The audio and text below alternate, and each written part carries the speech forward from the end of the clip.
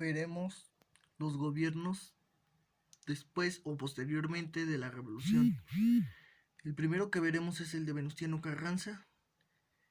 Se considera institucionalmente porque es el primero, o sea, la primera piedra del proceso de constitución del país, que cuenta con complejos aparatos sociales. Es decir, a pesar de que hubo avances por la Constitución de 1917, no se logró como tal un cambio. El cambio se logró un poco después y ya hablaremos sobre eso. Pero gracias a que Venustiano Carranza aportó mucho en la Constitución de 1917, pues los derechos de los trabajadores se estipulan en varios artículos, permitiendo que no se hiciera el abuso por parte de los patrones a los trabajadores, así como muchas otras cosas. El sexenio de él duró de 1917 a 1920.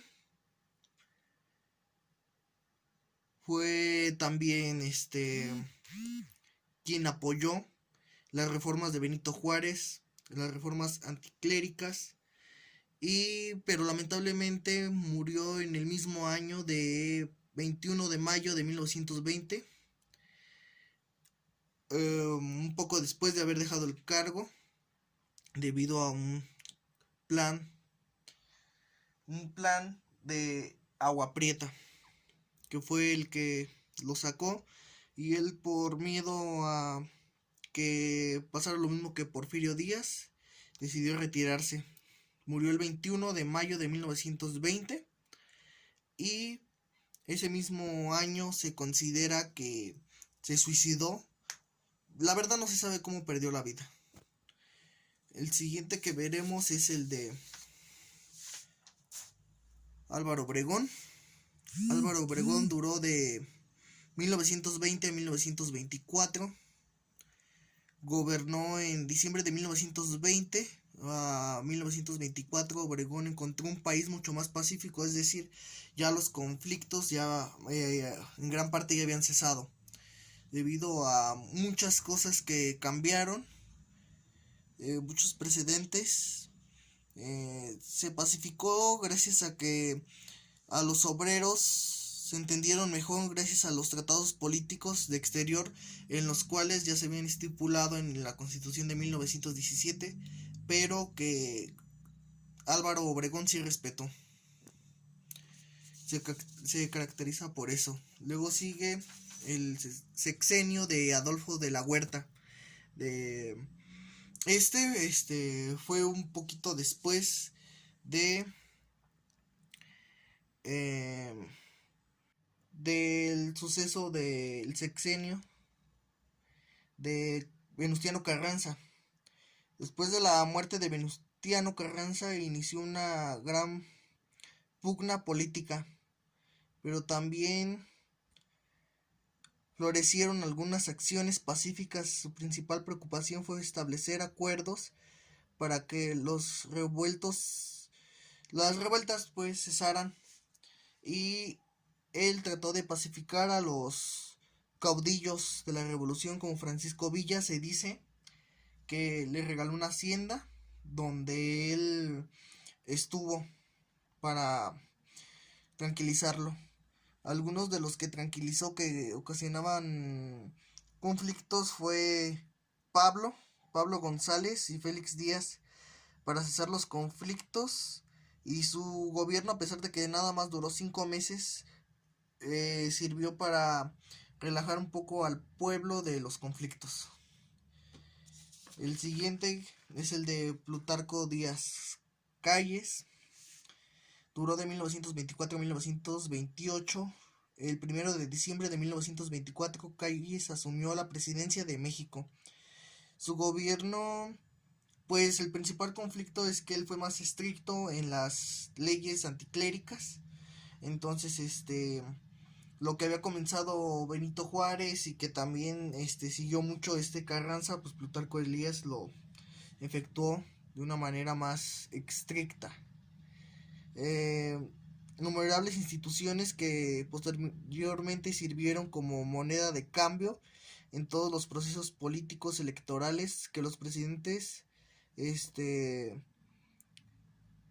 pues decidieron emprender, el cual ganó a favor de la Confederación Regional Obrera de México, es decir, la CROM, y afianzó el maximato, es decir,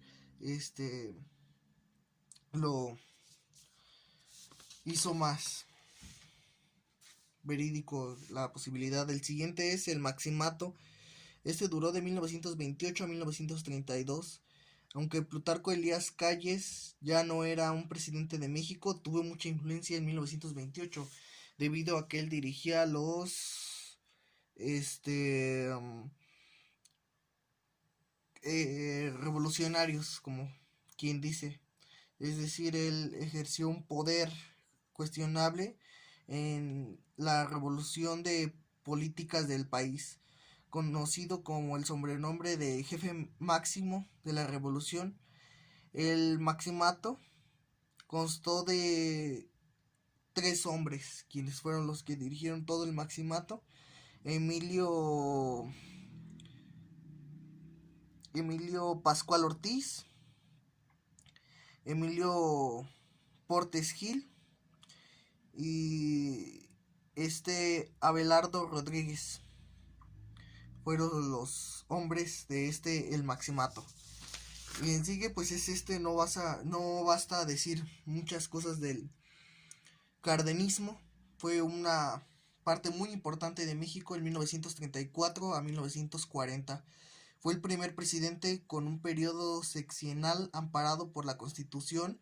En un principio, la influencia del maximato no escupó de su política, pero ya después fue reformándose y dejando lo que conocemos como el cardenismo.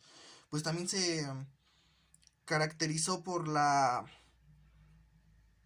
nacionalización del petróleo mexicano,